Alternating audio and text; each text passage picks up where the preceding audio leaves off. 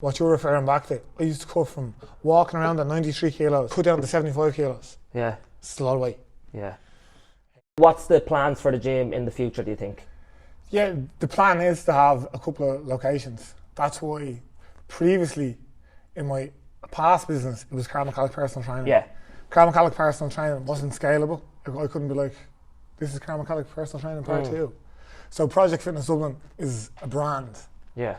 And hashtag Uneducated is part of the branding, the red, the black. So yeah, the goal is to have a second studio in the near future.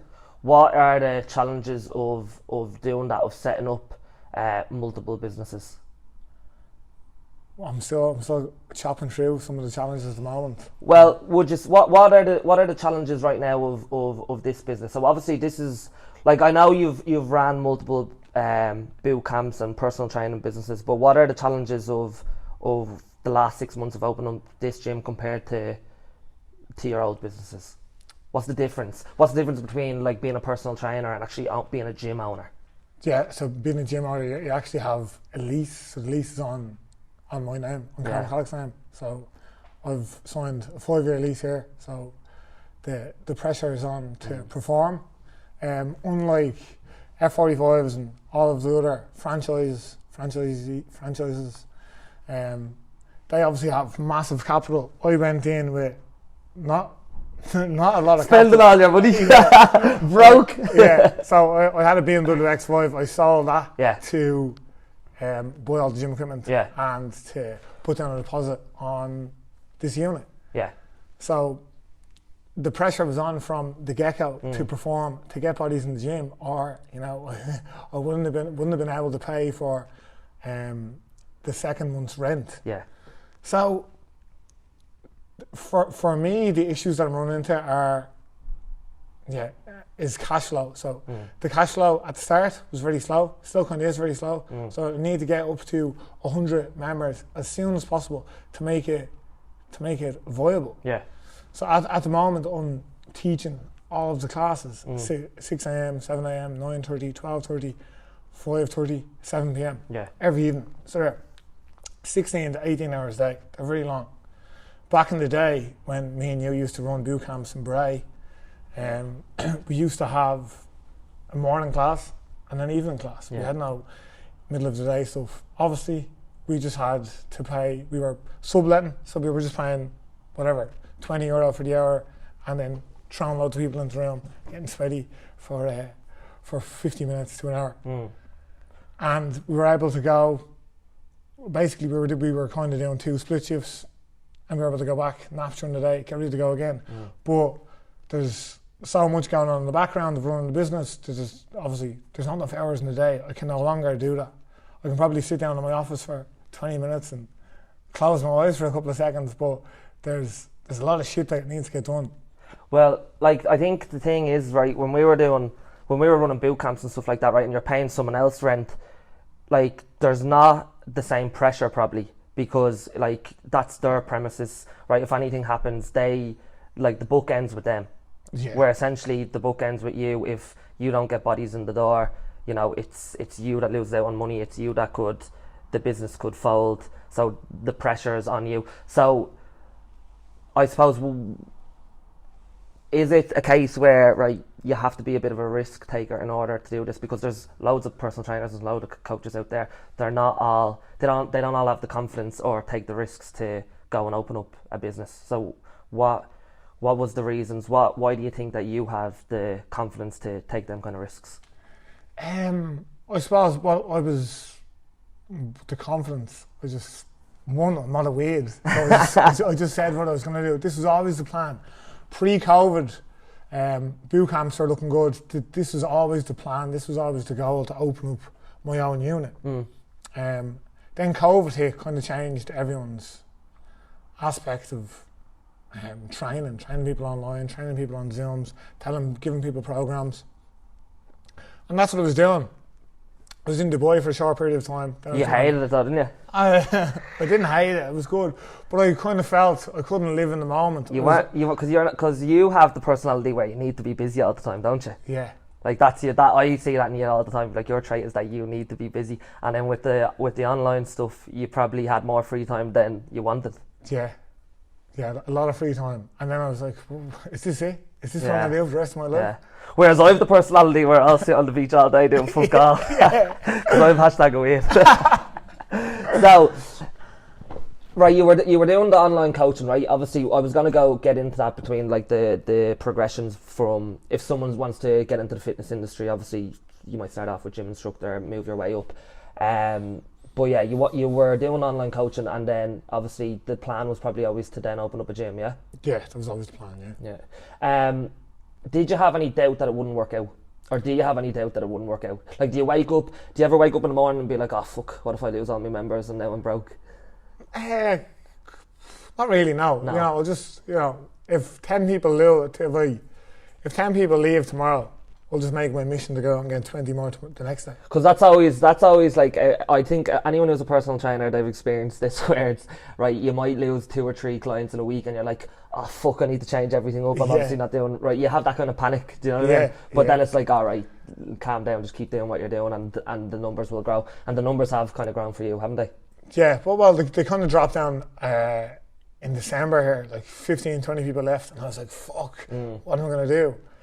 And then obviously, like what we say to all our clients, just stay consistent, keep showing up, and obviously if you have a brain cell, you'll be able to grow the business. Yeah. What do you think are the characteristics of running a successful gym? Like in terms of, all right, like clients are here and they're happy to stay. Like what do you do in this gym that keeps client retention and keeps people happy and keeps people coming back for more? I think you kind of, when I was making the transition from a professional fighter to a PT, one of the things that I really lacked was kind of empathy. So I was like, just fucking go out and do the 5K. Yeah, you're a horrible bastard. Yeah, just go out and do it. So now, as I'm grown up and maturing, everyone's not like you. Yeah, I realise that you have to have some empathy. Yeah. People do have a lot of things going on in their life. They can't just wake up and just try. Yeah. Like a lot of these online coaches expect them to do. Yeah. Obviously, there is ways of getting the most out of your day. Yeah. There is ways of getting your steps up, but yeah, I feel like you have to have a bit of empathy. You can't be just like an absolute cunt.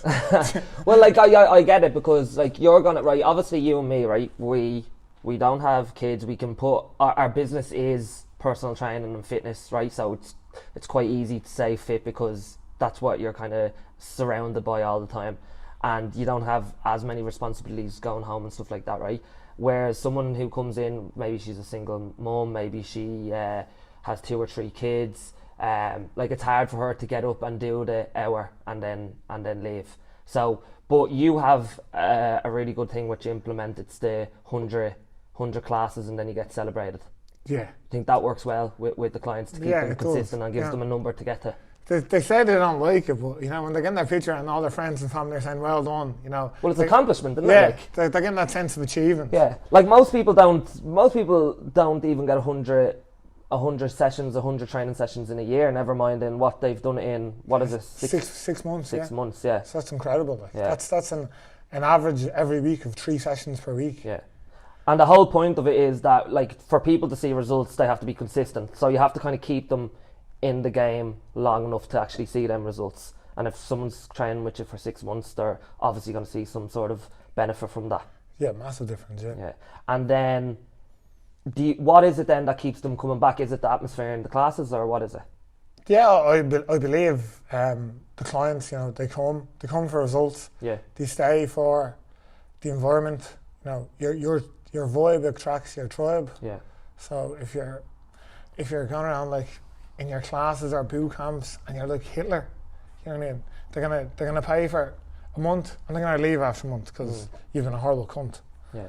Which, you know, I never really done that. I was always, in the past, running other boot camps and stuff. I was always able to have fun with all the clients, have a bit of crack, but still be serious and still get really good results. So how are you going to go from the transition of being the coach or the floor PT who creates the atmosphere in classes to then obviously pushing that aside, because you're going to have to push that aside, let someone else take on that role while you actually run the business and focusing on marketing and content and sales and getting people in the door and things that people just see someone open up a gym, throw a load of equipment in there, people come. They don't obviously see the business side of it. That's all the kind of important tasks that you need to do. How are you going to keep that atmosphere there that keeps the clients coming back? Because obviously they're coming back to train with you, to then giving that role to someone else while you work on the business. Really good question. You don't know, yeah. That's what you're trying to do. Really good. Yeah, I'm in the process of doing that. Like, you do the odd class here. Yeah. You work quite similar in the way we teach classes and stuff. You know, we can still have a bit of crack. Bounce off each other, yeah. But still make sure all our clients get the work done and get results while doing so. So it's going to be, I'm sure it's going to be trial and error. No, I'm not going to get it right the first time, probably not the second time. But I'm obviously scoping out people on Instagram, seeing, checking out their Instagrams, interviewing them without even them knowing I'm interviewing them, checking, and then sending out a few DMs, organising a coffee with them, and then probably get them in to do a trial class, and then see if they're a good fit, and then we can probably hopefully work together. It's finding the right people who have kind of similar values to you, essentially, isn't it? Because you don't want, you're never going to work well with someone who can't have a bit of crack and isn't good personality. That's never going to work if someone's quite stiff and they come in here and try to take classes. It's someone who's going to be similar to you, which will be similar to the business, which will then feed off the clients. Yeah, big time, yeah. Yeah. Another thing that I want to talk to you about, and you kind of touched on it a little bit there. I'll go past a few other things, but you touched on transitioning from a fighter and then into a personal trainer who was a little bit more empathetic and stuff like that. Why is it that you never went down the route of training fighters? Why did you go down the route of personal training instead and working with the general population? Well, when I was at the top, when I was the best in Ireland at Thai boxing K1, I was just knocking people out for fun, and I was getting paid fuck all. Yeah. So I didn't have any money. Yeah. So, and I did have people PTing me, looking after me, training me. Yeah. I wasn't paying them. No. What they were getting out of it was publicity. Yeah.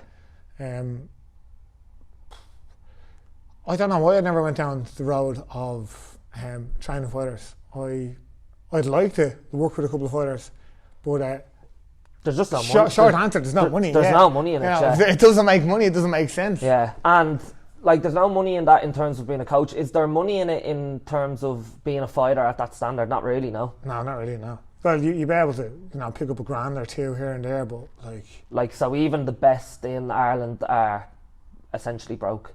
Yeah, basically, yeah. But I find if you get into Thai boxing, kickboxing, or anything for just the sole purpose of making money, doesn't, yeah. It's never going to work out. Yeah. But as you obviously, because when you're younger, you don't have responsibilities, and you don't really, you can go around and be broke. That's fine. Do you know what I mean? When you're a teenager, you don't give a fuck about being broke. But obviously, as you start to get older and older, there has to come a point where this isn't making me any money. I need to transition away from it. Yeah. And would you ever go back fighting? Yeah, definitely. Yeah, I'm gonna go back fighting. Hopefully, I can get the plans in place and fight by the end of this year. See, this is coming back to you wanting to be busy again. I know, even though you don't have any time to do it. I know, yeah, that's if I get, I was only thinking there, I have an interview today, so I was like, if I get this person to teach evening classes, I can go back and I can start training. Yeah. So then that would mean me getting up at 6 a.m, teaching my 6 a.m. class, 7 a.m. class, going for a run in my morning break, then having a little nap, and then going and training for 2 hours in the evening, and doing that 5 nights a week. So, do I want to do that? I kind of do. But by doing that at that level for I'm 29 now. Yeah. So, there's still a fight left in the dog. But don't all fighters think that? I know, yeah, they do, yeah.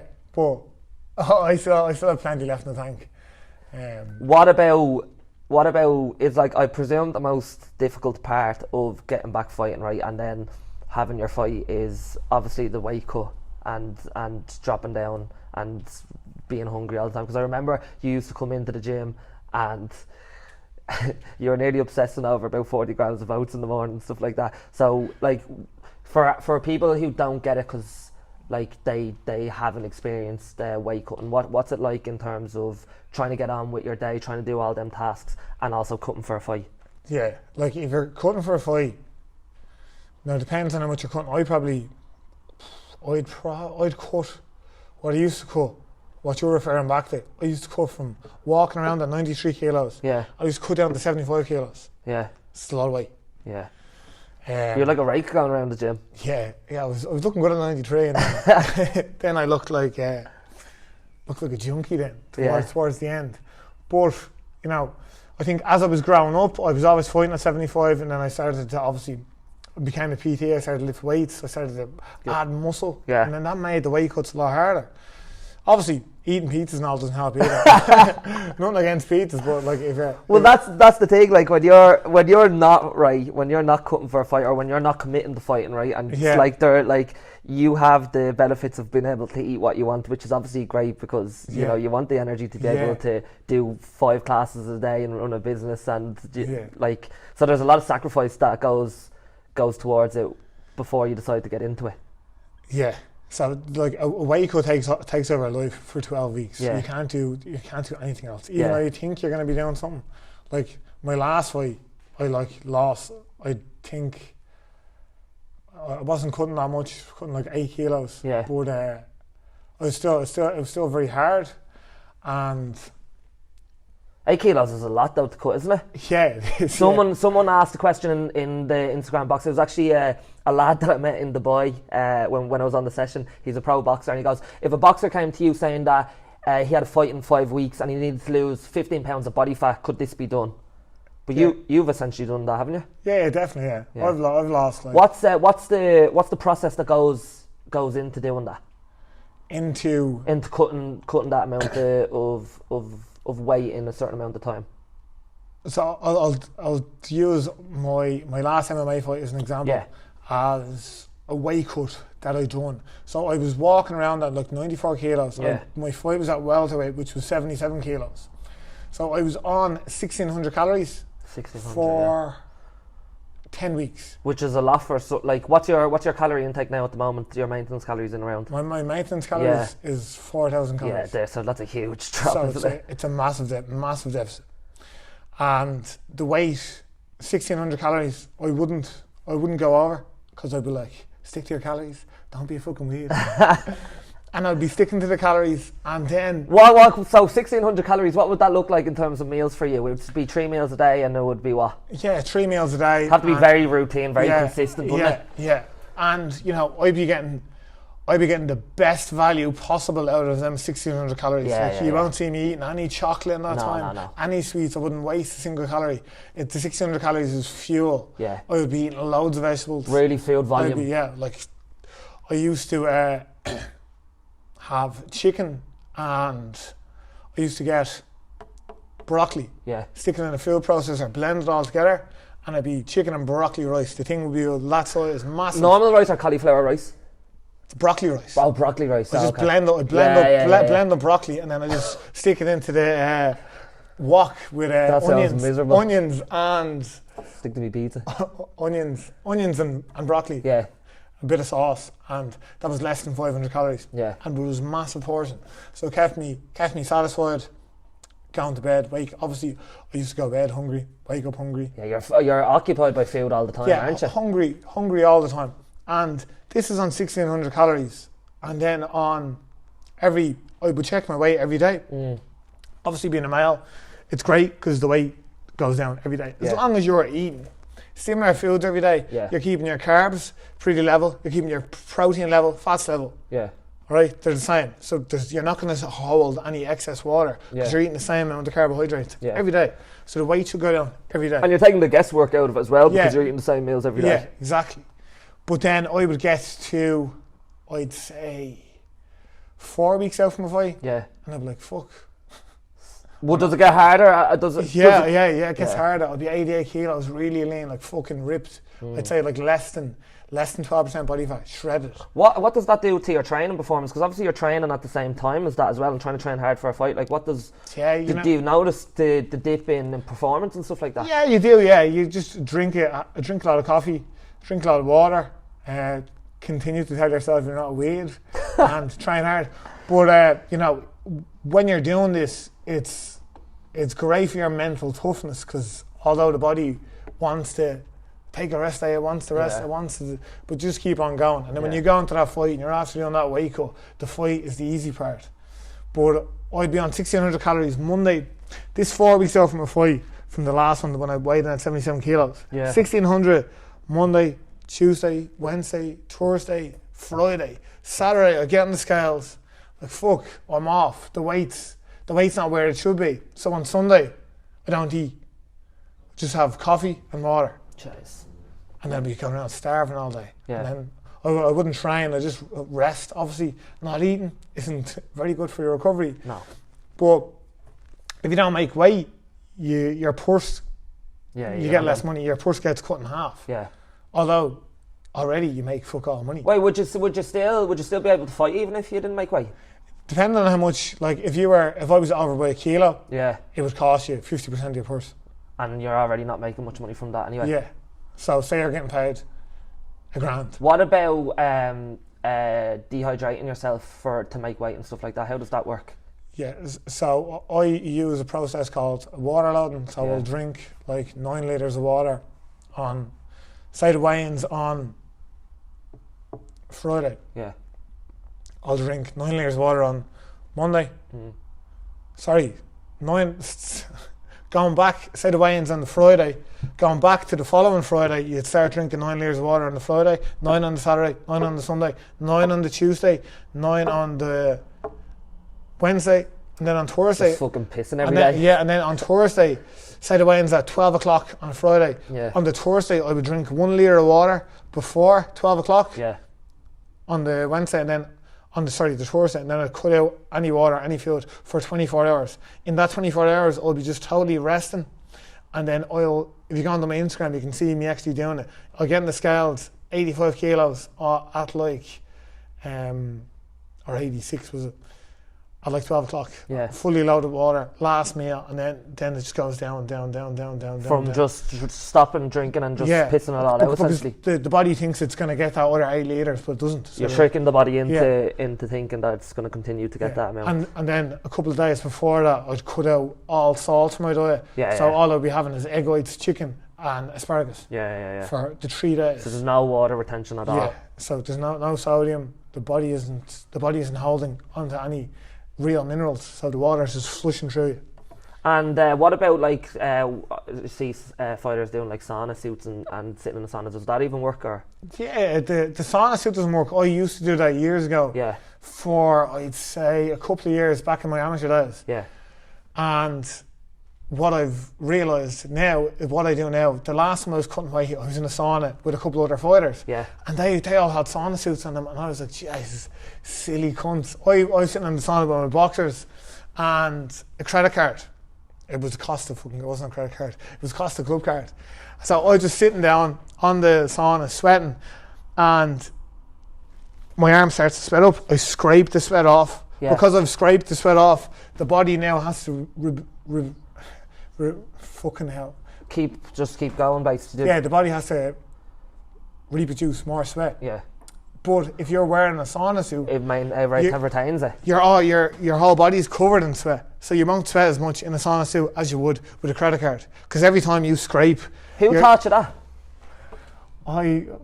I think I've seen it on Google. I thought it was Karl McCallig selling to that. No, because I've never heard that. That makes sense though. Like years ago, I would have been like on Google back when I was like 18. Sorry, 16, 17, it would have been Googling all this, how to do this, how to do Yeah, this. yeah. Because I'd only see what I see online or on telly and stuff like that, people sitting in sauna suits and stuff like that. But yeah, it makes sense. But if you did the water loading, did it become a case where because you did it right, you didn't even have to go to that extreme? No, I still would. You still have to, yeah. So the water loading would get me down from around 86 to around 82. Yeah. Then that means I'd have to hit the sauna then for an initial 4.5. Yeah. It should be 5, but I always take the you get a 0.5 allowance when you're weighing in. So if you're flying at welterweight, you're allowed, unless if it's for a title, you have to be bang on weight. Yeah. So you'd have to be 77.0. But if it's for just a normal bout, you get a 0.5 allowance. It's a pound. Yeah. So I'd weigh in at 77.5. So I'd get out of the sauna, 77.5, get weighed in, and then load back up. Do you do the sauna literally the day before a fight or the day on a fight? Or the morning of the fight. If I'm weighing at 12 o'clock, I'll be in the sauna at 8 in the morning and I'll be there till I'm on weight. If I'm late for the weigh-in, I'm late for the weigh-in. When I arrive, I'll be on weight. So if you were to fight again now, would you obviously fight at a higher weight? Because I'd definitely fight at a higher weight because I don't have... Putting on a bit of a belly there. I get up out of that. I can't afford for it to take over my life like it used to in the past. Yeah. Would you show yourself into any other sports that don't involve weight cutting? I'd like to fight a heavyweight in Thai boxing this year, so I wouldn't have to cut any weight at all. Yeah. I'd obviously drop a little bit of weight because I'm probably carrying like 2 or 3 kilos from Christmas still. Yeah. But I'd be quite lean and ripped at around 93 kilos at the moment. Yeah. So I'm not sure what heavyweight is. I think it's plus 90 or plus 95. But I could drink 2 litres of water before the weigh-in and then go in.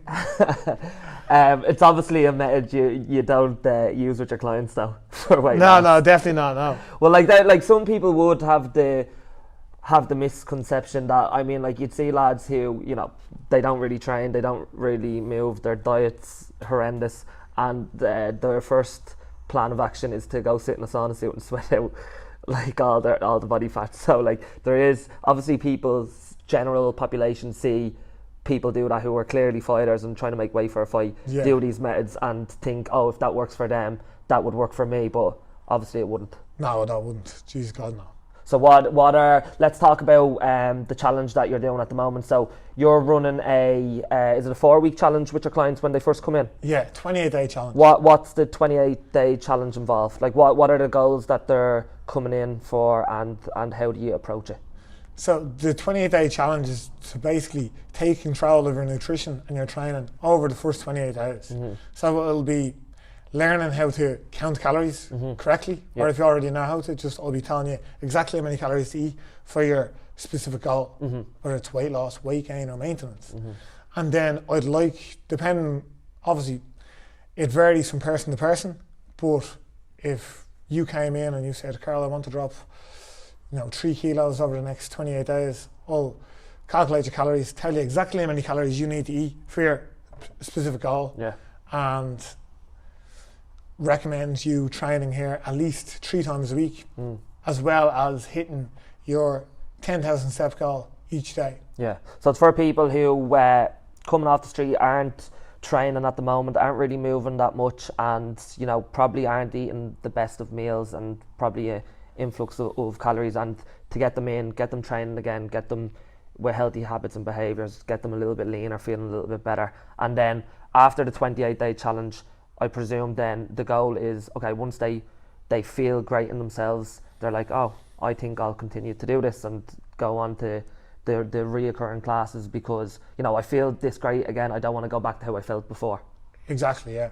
Because we're 5 week or 4 week, because you and me both did 5-week challenges, boot camps and stuff like that, where they would get shit off personal trainers is being like, oh, you're just starving yourself for 5 weeks, or you're just starving yourself for 4 weeks, but fitness is something that should be maintained long term and something you should be doing the rest of your life. But what they probably don't get is that people that are coming in, right, they want to buy into fast results as well, and they want to buy into, okay, I can commit to this for a month, and then when they commit to that for a month and they feel great, then that's where the beauty comes from, because they're like, oh, I'm going to keep this up, and then that 4 weeks turns into 4 years. Yeah, and you know, over the 28 days, they're going to get really quick wins, which is going to be great. Because more buy-in, more buy-in to keep. So they're going to be doing like squats, deadlifts. They've probably never done them before. The goal here is to be able to, in time, be able to deadlift your body weight, squat your body weight, bench press your body weight, and be able to do